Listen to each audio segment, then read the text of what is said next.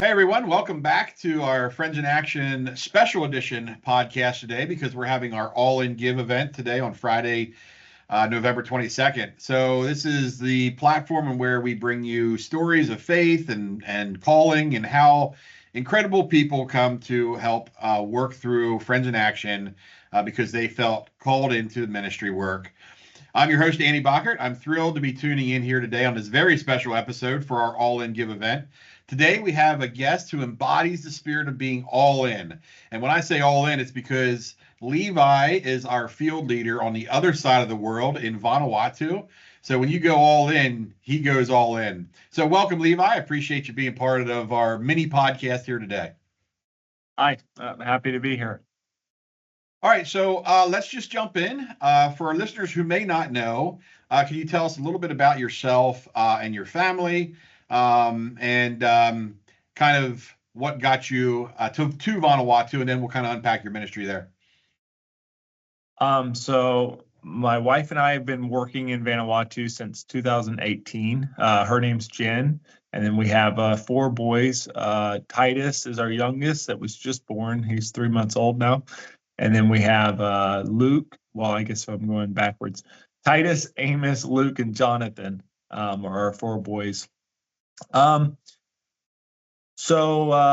boy, I don't know where exactly to start, how far back. I'll try to make it as short as I can. I served in Vanuatu the first time when I was 17 years old. Worked over there for a few years. A few years off and on up until 2014. In 2013 or so. And during that time, Jen came over. She did her student teaching. I actually already knew her from my home church here. She got saved through the ministries of our home church here in Rochester, Indiana. Then I asked her if she'd pray about starting about dating, and she said yes. And then came back to the States, ended up getting married, and then we started raising support to come back to Vanuatu, and things just worked out perfectly where God led us to Friends in Action, and now we've been working with Friends in Action since 2018 and enjoying our time there. So let me back up just a little bit because I realize that when we throw around the country of Vanuatu just by chatting, it's because we're both very familiar with where Vanuatu is in the world. I did mention earlier that you went basically on the other side of the world. If you take a globe and spin it from Pennsylvania, you're in Vanuatu. But Vanuatu is such a beautiful and unique space. So tell us where it is and what the climate, what conditions are there in Vanuatu. Yeah, so Vanuatu, it used to be known as the New Hebrides Islands. It used to be, I would find older guys that knew where Vanuatu was if I said the New Hebrides Islands.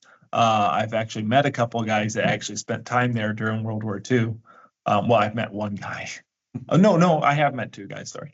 Anyway, but that's more and more rare now.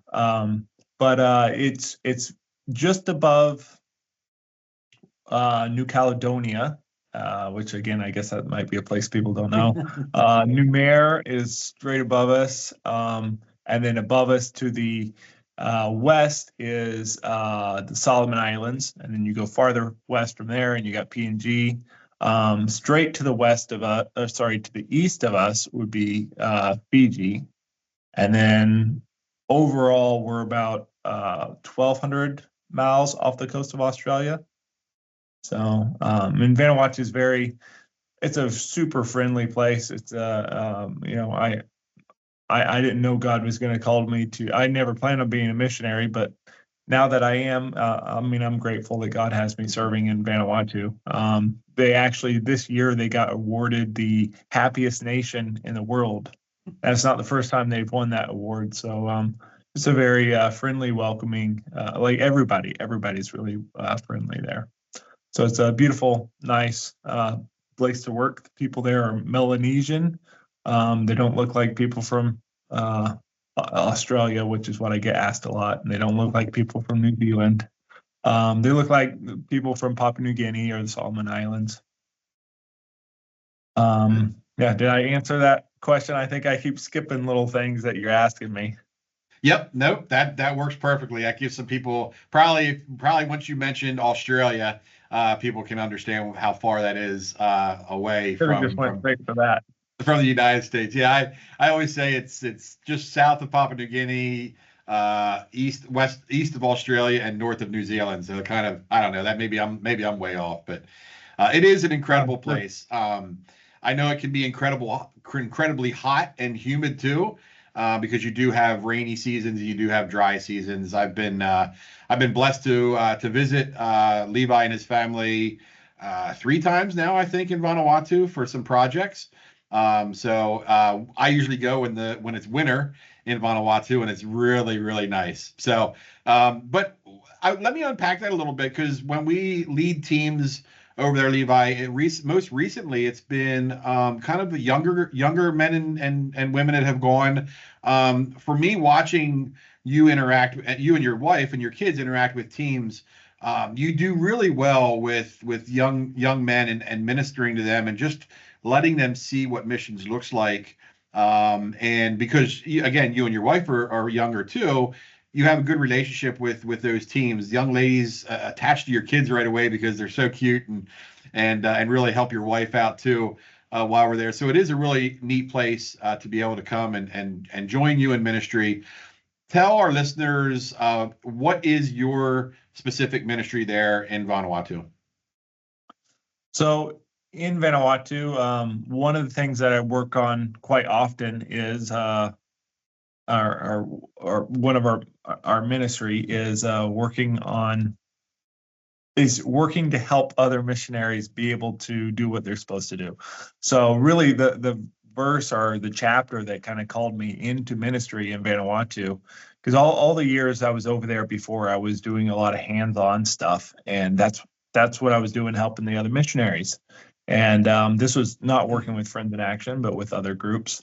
And then I had a pastor talk to me, and he's like, when are you coming back? I'm like, oh no, I'm not coming back to Vanuatu. And he's like, they need you here doing what you're doing. And I just didn't see the physical hands-on type fixing things, helping to build church buildings. I didn't see that as really ministry. And anyway, but he planted a seed, and I came back to the States, and I was reading, as I was reading through my Bible, we got into Exodus, and I was reading Exodus chapter 31, where God talks to Bezaleel and Aholiab, and he tells him he's talking to Moses, and he tells him how he's prepared Bezaleel and Aholiab to work in stone and work in gold and work in like all these different things and fabric and all these different things to be able to build the tabernacle the specific way that he wanted the tabernacle built. And Moses didn't have the skill, and he didn't have the time. There's all these things that he couldn't do to make that come true. And God just used that and then it goes on, it says, and in all that are wise hearted, he'd put understanding in these different things so they could help.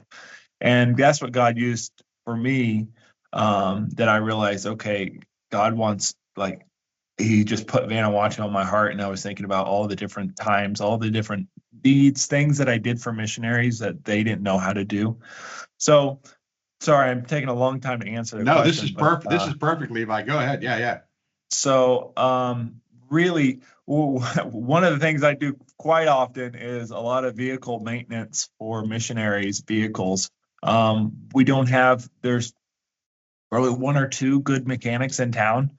And the one guy is kind of retired / self-employed. He's an Australian guy, so he's not always an option to get to work on your stuff, and he's not terribly cheap. And then the other guy is always swamped, and now he's starting to have his workers work on things, and they're not. So it's a risk. You might not get him working on your things. We have our Toyota dealership is actually, I don't know if they're lazy or if they're criminals and they're stealing things and replacing bolts with screws or what, but Yeah, there's a lot of weird things that I've seen. Just recent, well, right before we came back, I was adjusting a handbrake for a missionary, and he's like, "Oh, the guy told me he adjusted it as tight as it would go, and there's no more room to adjust the handbrake." And I was like, "Oh." I got down there and looked at it. It was loosened all the way to the stopper. So, like, well, it was an easy fix, but I mean that's from the dealership. So, anyway, so I do a lot of mechanic stuff for missionaries. I help them with outreach hikes. And it's really just where people ask me to. I preach at our local church often. I've been helping with ordination services. And I was ordained here back in 2016, somewhere in there. Anyway, it doesn't really matter, but being ordained and being over there, it's been a help to other missionaries to have someone that's ordained be able to come and help ordain their the different. So last year we had two different. No, I keep on changing. When we first got back to Vanuatu, Pastor Ishmael got ordained, and we were able to be part of that. And that was awesome. And then and he's pastoring the church where I attend. He's doing a great job. And then Pastor Frankie just got ordained last Easter. And anyway, so also building church buildings, we've done a lot of that. Helping transport material into villages. Our trucks are a little better equipped at doing that than a lot of what the missionaries have. We've also done a lot of transporting for missionaries when they don't have enough space to take people into the villages, like a bush taxi driver. But it's so dynamic over there. There's not really a shortage of ways that we can be used. It's always it's always something different and something unique, but it's all in ministry. It's all furthering God's kingdom. Our goal is to see more people get saved. That's what we're working towards. Yeah, absolutely. Absolutely. So you touched on a couple of things. I just want to briefly, just to get, again, people familiar with the setting that you're in. So Vanuatu, beautiful tropical island, but it's remote. So, and I'll lead you into this question. Why are the vehicles so important for the missionaries? Why is it so important? Why do you have to do so much maintenance on these vehicles? And you did just mention some bush visits, I think, so, or some village visits. So explain those conditions of why. Yeah, mechanic, that's great, but let's think outside the box. It's not a mechanic here in the United States. Why is it so important for them to have a good running vehicle over there in Vanuatu? Yeah, thank you for pointing that out. So the roads in Vanuatu are nothing like the roads here in America. So that's probably the worst. The main cause of things breaking is just the really rough terrain that people are driving in. I mean, when you go into Big Bay, you're going down in these holes. The potholes are swallowing your vehicle. You're down inside these and you're looking at the ways to come out and you're kind of scaling. You can see the undercarriage of the vehicles before you and you're like, did they drag worse or did they drag worse? Oh, there's a stone here that they're tipping on. Let's not go that way. The amount of times that I've driven and seen a big puddle of oil right next to a rock. And then there one time I drove up a little bit farther and there was a truck pulled over on the side. He must have kept trying to drive up the hill until he completely seized his engine. The roads are very rough, but it's not just the roads, it's also the climate, the high humidity, and we live on an island, so there's always salt air, the salt breeze. So a lot of things wear out because of that. But mostly I would say it's the vehicles are the terrain is very rough. We do a lot of river crossings. So missionaries that are crossing rivers, I've installed a lot of lift kits for them, and lift kits and snorkels.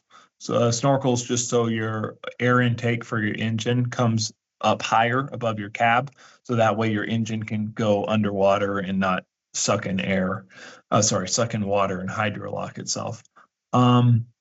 Actually, just last year I installed well, if you count the start of this year, I installed 3 lift kits, and I've got 2 more waiting for me. I've got 2 missionaries with clutches that are slipping really bad that I got to change when I get back. Yeah, there's I don't know why. Just vehicles fall apart a lot quicker there in Vanuatu. I guess it's mostly the roads, but also being able to equip the vehicles to get into these places with larger tires, lift kits, and stuff like that helps a lot. Yeah. Yeah, no, you nailed it. And I'm glad you kind of unpacked that a little bit, because one of the things we do mention and really talk about in these podcasts is God calls ordinary people to do extraordinary things. And it doesn't mean you have to be an evangelist. It doesn't mean you have to be a church planner. It doesn't mean you have to go away and get a Bible, a college degree in biblical studies. You can be a mechanic. God needs to have mechanics to fix these vehicles so we can go further, we can go longer, and we can share the gospel of Christ in the deepest jungles on the other side of the world. And again, everyone we've interviewed so far on our staff, they have a story about how they're just an ordinary person and God called them into ministry because he's blessed them in some type of ability to be the hands and feet of Jesus Christ. That's what I'm talking about being all in. So that's inspiring to hear a little bit more about your ministry there in Vanuatu. And again, we didn't dive deep because we're keeping it short today for our all in give. But let's go through a couple quick fun facts, just kind of on a lighter side. So what's your, again, we'll keep them kind of short, but what's your favorite relaxing pastime? You can't be working all the time. It might sound contradictory, but jiu-jitsu would be the most mentally relaxing thing. Very good, very good. Yeah, and Levi has started, and we can unpack that maybe in a future episode, but Levi started actually a jiu-jitsu ministry there with some of the young guys on the island, and the guys that come over on teams get to grapple with you too. So it's pretty cool. Okay, favorite book. Favorite book, Bible. Oh, come on. Okay. Other than the Bible, of course. Other than the Bible, of course. What type of, you got another favorite book? Oh man. The last book I just read was pretty good. The last book I read was the autobiography of Elon Musk. Yeah, hey, no, that's good. I mean, I wouldn't say it's a favorite, but that's just the last book I read. Yeah. Yeah. I like, okay, Jocko Willink, The Dichotomy of a Leader. That's a good one. Yeah. Their leadership books are good. Yeah, we did a couple. I think we might have mentioned them on a couple other podcasts too. But yeah, Extreme Ownership, great book. Yep, that's a good one. Yeah, no, good one. Favorite podcast other than Friends in Action's other than Friends in Action's podcast. You listen to podcasts? I was actually going to ask what's the name of this podcast. I used to listen to a lot of Ben Shapiro. I actually haven't been keeping up with him lately. I've been too swamped. But I listen to their Morning Wire, which is like a 15-minute thing. I listen to that every day. So I think that's a podcast. Yeah. No, very cool. Okay, so now favorite movie, and before you say, I do want to share with the audience that it is a blessing. You seem to be a little bit of a movie buff because you get to bless the teams over there at least one night. You kind of have a movie night. You invite us into your home, and it's just kind of it reminds us of the U.S. when we're over there for 2 weeks, 3 weeks, to have a movie night and kind of connect with something that's kind of normal again for our teams. It's great. So with that in mind, favorite movie. I'm so indecisive. It's so hard for me to have one favorite. I really like Guardians of the Galaxy. The first one I like Thor Ragnarok. I really like Taika Waititi. And The Warrior is also a really good one. The Warrior with Tom Hardy. Yeah, that's a good one. That was a really good one. I think we watched that one time when we were over there. It was really good. All right, cool. So that's a little bit lighter side of Levi, and so let's wrap this up. One last thing. How can our listeners connect with you, support you and your family, get to know more about how they can be involved or how they could go all in Vanuatu? You have a way to quick that they can look you up. I mean, we'll put some of your bio and stuff in our show notes, but any quick way they can connect with you? I guess Facebook. My wife handles all that stuff, so Facebook. Yeah. Nice. Good. Pitman. Good. Yep. Pitman to Vanuatu, I think's the name of it. Or you say it one more time. Pitman's to Vanuatu. The number 2, Vanuatu. Or just look up Pitman's. Our name is spelled with 1 T, not 2. So very good. Very good. Yeah, we'll put that, and again, you have a bio on our FIA website too. We'll put that link in there so they can connect with you. As we lead teams out next year, there's at least 3, 4, 5. There's at least 5 teams heading over to Vanuatu throughout the year in 2025. So if you want to learn more about that, you can reach out to us here at FIA, or you can check out our Go page at FIAINTL.org/go. That'll show you all of our trips, and it'll give you an idea of what Vanuatu looks like for 2025. So, Levi, anything you have to say, one more before we close out? Praise, I just got my passport in, so that's awesome. Nice. Very good. Very good. So you can go back here to Vanuatu shortly. The whole family got theirs in, and just for some reason, mine has been stuck in processing for 3 months now, which has thrown things off. But I guess pray for my visas. Pray for my visas, because the family's visas and all that could set us back. So pray that those come through. Okay. And you guys head back January sometime, right? January 14th.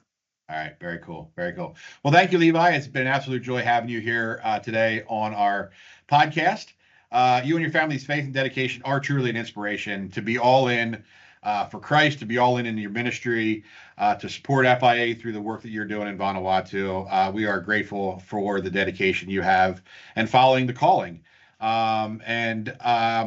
We just thank you for doing what you do and being able to share that today.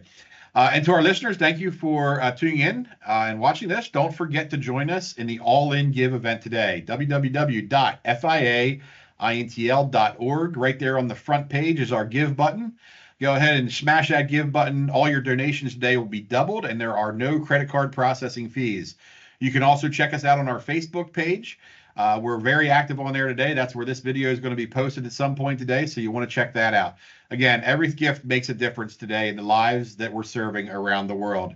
Until next time, whether you are all in to pray, you're all in to go, or you're all in to give, let's go all in for Christ until all have heard. Thanks.